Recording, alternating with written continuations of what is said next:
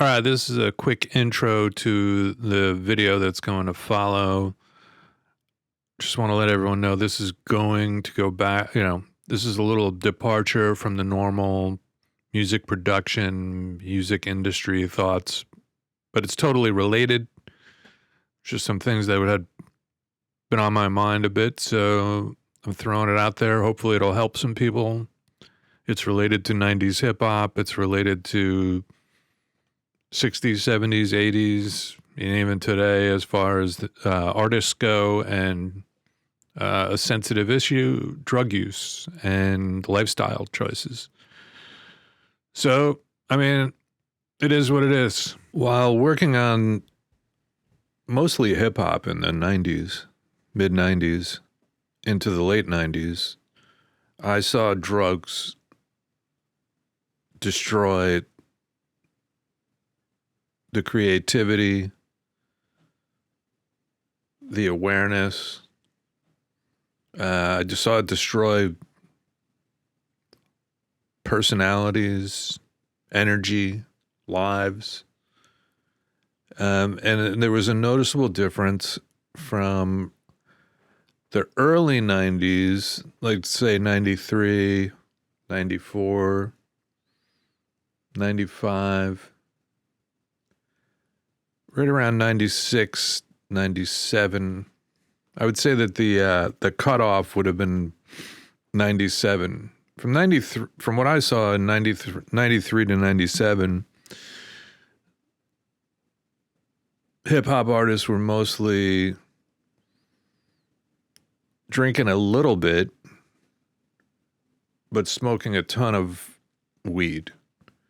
But it was just that. It was just weed. There was a little bit of a side sector that was dabbling in some other hard drugs that they were mixing in with the weed. I guess PCP with the weed. I was around that a little bit somewhere in, I guess it would be 96 or something like that. That was one of the first uh-oh moments where it was like, what's that all about? And weed was like a weird thing. There was like a delivery system. 93 to 97. Bike messengers in New York City were delivering weed to the sessions. Every studio had a guy that sold weed also. But it was literally marijuana. It wasn't complicated. I could tell. I'm not a smoker. I've never been. I'll smoke a cigar here and there. But I could tell the difference. Well, I could tell. I knew what was going on from 93 to 97. It was pretty obvious. It was like, oh yeah, skunky kind of weed, just marijuana, pot. Somewhere around 97, I would say it was mid 97. I remember kind of the first time I saw someone that I was working with get a delivery. A guy showed up with a briefcase, and he opened the briefcase and he had these little plastic containers, little square, clear plastic containers. They had little labels on them. The one that comes to mind easily is Purple Haze because of the Hendrix song. And I was like, oh, really? They're calling it Purple Haze? What's that all about? And my question was, even to my friend, the artist, I was like, what's this all about? He's like, oh yeah, man, this is the good stuff. This is, and it was clearly different than the plastic bag of weed or pot that had been the norm up until that time. The plastic baggy. I mean, there was a couple artists that literally would get jars of it, like mayonnaise jars of it. But they would sometimes smoke that pure, or they would put it in a, the proverbial blunt, the emptied out cheap cigar that you just use the wrapper of, so that you weren't using the paper. And I think they combined a little bit of the tobacco in there to like sort of blend it up. But the stuff that started showing up in 97-ish in the plastic vials with the fancy names was clearly different. It was clearly a potent, different grade of stuff. And I saw the difference in the different grade of high that these artists started to get or like be existing in. They were comatose in a lot of ways. Just completely, it was different than a guy smoking some pot or a blunt and just being all mellow and philosophical and maybe take a nap here and there during the session or be a little sleepy and say, oh, I'll get up and like order some food and then work. These guys were smoking stuff that in these little from these little plastic vials or containers that just changed them. I mean, they even seem to get a little like up from the stuff. It had a very strange smell. And I guess for the most part, people started out mixing it with tobacco and putting it in the blunts because the word was out, obviously, that it was super strong. Somehow this was a good thing. There was also the argument that, like, this was a more convenient and safe way to avoid getting in trouble buying pot because, you know, clearly a guy could show up with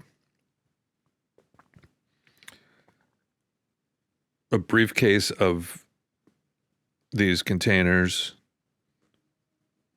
that I guess could have thousands of dollars worth of the stuff in it. To have thousands of dollars worth of pot, you would have to show up with a giant bag, you know?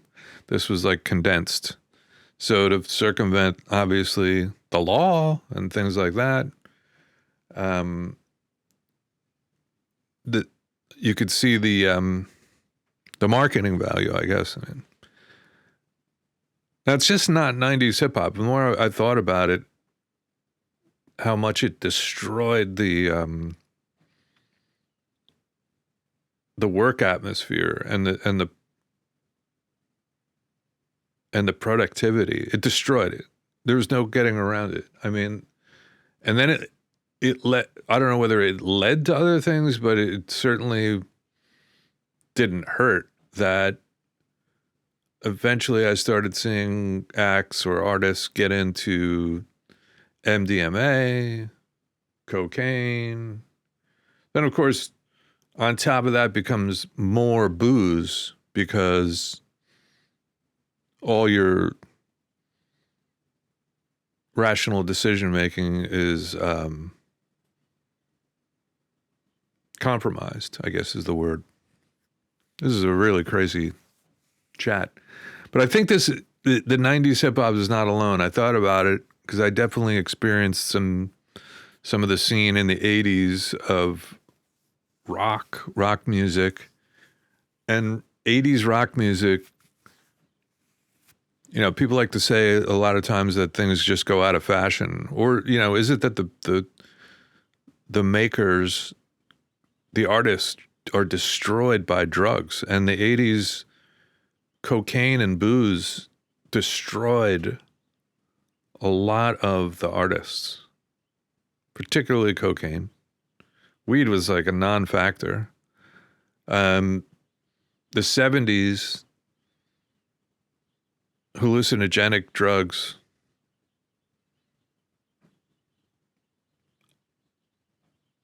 I could say didn't hurt. It didn't help things along. And the cocaine thing was like a big deal there towards the end of the 70s. But heroin. So the 70s and the 60s had its heroin issues and booze. When booze was like, you know, glamorized. So you had the 60s booze, heroin, cigarettes. 70s, booze, heroin, cocaine, cigarettes. 80s, booze, cocaine for sure. Cocaine probably rose above. Cigarettes. Weed was like, in the 80s. It was like, that was like it wasn't really that big of a thing, the 80s weed guy. 90s, heroin came back, and heroin destroyed 90s grunge. They're all dead. All the singers are dead. A lot of the musicians are dead, but all the singers are dead. I mean, Eddie Vedder's like he's alive, but go down the list. Cocaine continued to march through and destroy lives, but then you had also all the pharmaceutical stuff that started kicking in into the 90s. Into the 2000s, forget it. I mean, now it's everywhere. Now it's society. You have everyone's doped up on something pharmaceutical. The same person that will talk to you about like eating healthy will be like, yeah, I took tons of Molly. You're like, okay. You were buying drugs, and you still will buy drugs from people that you don't even know who they are. You don't even know where this stuff is coming from, technically. Now you have this whole legal weed thing, but it's not weed from Jamaica. That's like, all natural and fluffy and mild and mellow. It's wipeout shit, man. I see people just wiped out, and they're like, no, this just calms me down a little bit. There was a rocker, a musician from the 70s, who was very anti-drug, that I was fortunate enough to be a fan of when I was a little kid, like a young kid, first starting the guitar. And it's weird because, those things can influence you. And he said something one time in a radio interview. He said something about like he doesn't do drugs because he needs to have his wits about him when he's doing this and that and jumping around on stage. And I was like, yeah, I'll go with that argument. And that affected me. Besides, family and parents. And also what it affects you is when you see friends go down the drain to drugs and alcohol. But drugs, big time.